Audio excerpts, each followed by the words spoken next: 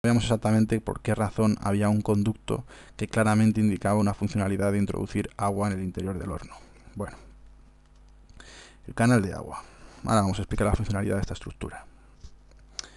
Se trata de una canalización que mide unos 60 centímetros de ancho por unos 4 metros de largo, claramente con una pendiente relacionada con el arroyo y que introduciría agua en el interior de la matraba. Aquí tiene una fotografía de lo que sería la matraba por donde introducirían el agua.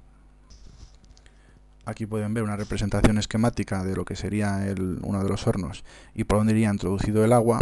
Y la cuestión era saber por qué. Pues una vez más, gracias a la etnografía y a los estudios comparativos con centros alfareros que todavía hoy en día han heredado la tradición artesanal de producción de tejas en otras partes de España, hemos podido saber el por qué se introduce agua en el interior de los hornos en plena fase de cocción. Y esto es debido a que, lógicamente, el agua se evapora al contacto con el hogar, ya que el agua, como bien saben todos, a 500 grados se convierte en vapor. Una temperatura que, como pueden comprender, es fácilmente conseguible, o sea que se puede lograr dentro de un horno a esas temperaturas y con ese fuego. Esto produce que el vapor se introduzca en el interior del laboratorio, donde se estarían cociendo las tejas. ¿Por qué se introduce este vapor? Bueno, pues es que resulta que uno de los gases que generaría este vapor es el hidrógeno, que se convierte en uno de los fuertes elementos reductores que no solamente aumentaría la temperatura en el interior del horno, sino que además aclararía las tejas dándoles ese tono tan característico que conocemos hoy en día de la teja antigua. Es decir, dicho de otra forma, el agua se introduce en el horno en un momento determinado, en plena combustión, porque al convertirse en vapor, al convertirse esa parte del hidrógeno, se consigue una mayor temperatura, una mayor reducción y una cocción más efectiva de una forma muy sencilla, como pueden ver, de esas tejas.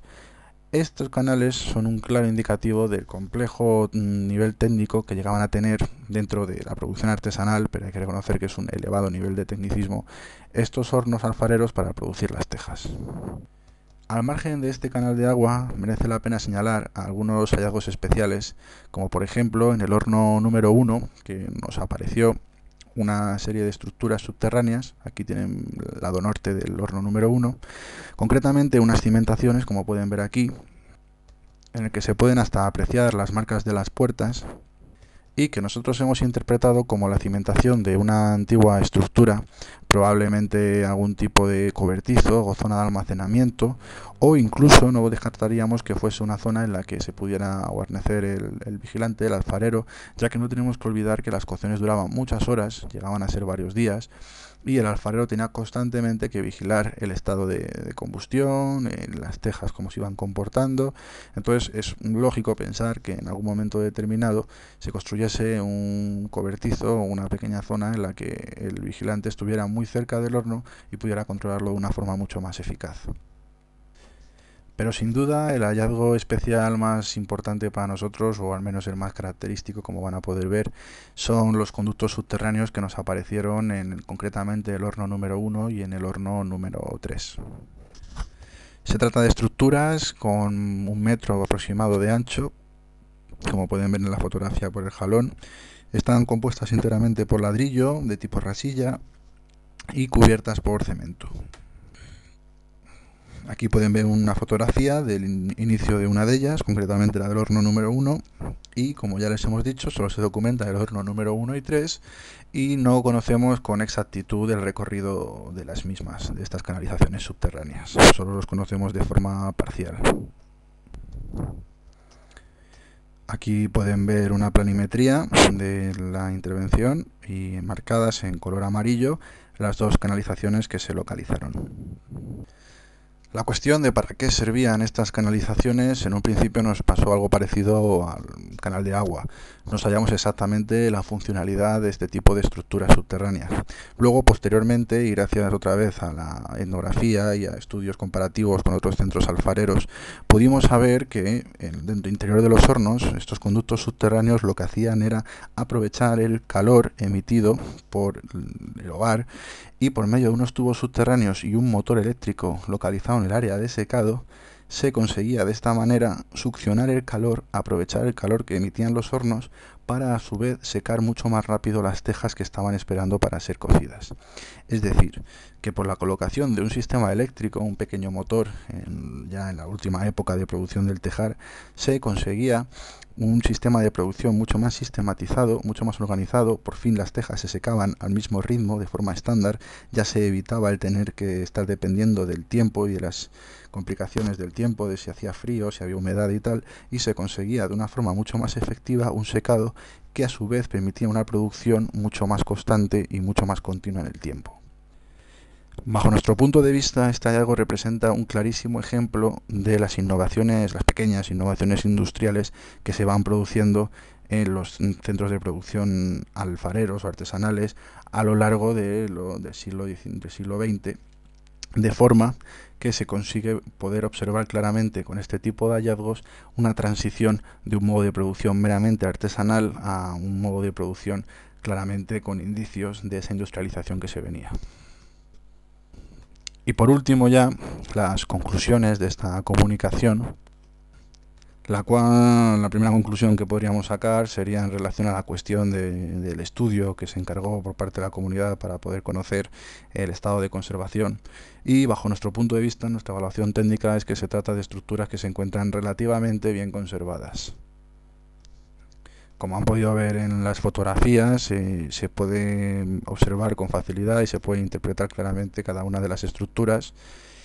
Y además, estas estructuras no solo permiten interpretar la transición de un modelo de producción artesanal a un incipiente desarrollo industrial, como ya hemos visto, sino que probablemente representan un ejemplo único de la actividad industrial en Colmenar Viejo.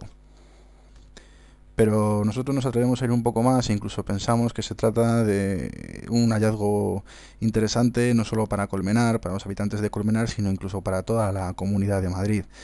Si analizamos la producción artesanal y la alfarería tradicional en la Comunidad de Madrid, es cierto que existe una relativa tradición alfarera, con casos como Colmenar de Oreja o como Alcorcón, donde las fuentes escritas, en Lope de Vega, en el siglo XVI y demás, ya se habla de la producción artesanal en algunos de estos sitios, pero es cierto que no existen una serie de estructuras o un hallazgo tan claramente didáctico como este, en el que se pueden apreciar a simple vista las diferentes partes que componen un centro alfarero y la producción artesanal. Además, siempre hemos dicho muchas veces en arqueología que el problema de la arqueología es que muchas veces se ha centrado excesivamente en analizar el material en sí, el objeto en sí, despreciando o ignorando completamente el modo de producción o cómo ha llegado esa pieza a ser conseguida. No hay más que ver que en este caso no solamente tenemos lo que serían los hornos, como ya habéis visto, concretamente 3 y de grandes dimensiones y bien conservados, sino que además tenemos esa otra serie de estructuras que generalmente no aparecen en las intervenciones arqueológicas y que nos permite recrear íntegramente todo el proceso de producción de tejas. Me estoy refiriendo a las piletas, al área de secado y a las diferentes zonas de almacenamiento, cobertizos y demás, que nos permite conseguir una idea mucho más completa y rica de lo que sería la producción de tejas en la antigüedad o de forma artesanal. Por último, y ya para finalizar, de cara al futuro, urge, como pueden ver en estas fotografías, el estado de abandono. Ahí se pueden ver unos árboles en el horno número 3, la parte posterior. Esas raíces probablemente dañen seriamente la estructura e incluso su estabilidad, llegando a derrumbarse completamente. La foto a la derecha, lo que se puede observar es la parrilla en el interior de uno de los hornos, la cual se encuentra parcialmente hundida y completamente llena de escombros, neumáticos de rueda y demás basura acumulada en su interior. Esta es la vista general del horno número 3 en su lado oeste, en la parte de la matraba. Y esta es una vista general de lo que sería todo el complejo alfarero del arroyo del Pozanco. Bajo nuestro punto de vista, urge un plan de conservación y rehabilitación del entorno, dado el mal estado del mismo. Si bien es cierto que hasta ahora hemos dicho que las estructuras se encuentran relativamente bien conservadas, no es menos cierto también que o se consigue intervenir de una forma directa o probablemente el centro alfarero del Tejar del Arroyo del Pozanco se convierta en una auténtica ruina y lo poco que todavía se conserva se convierta completamente en escombro. Y nada más, nosotros agradecer su atención y comunicar.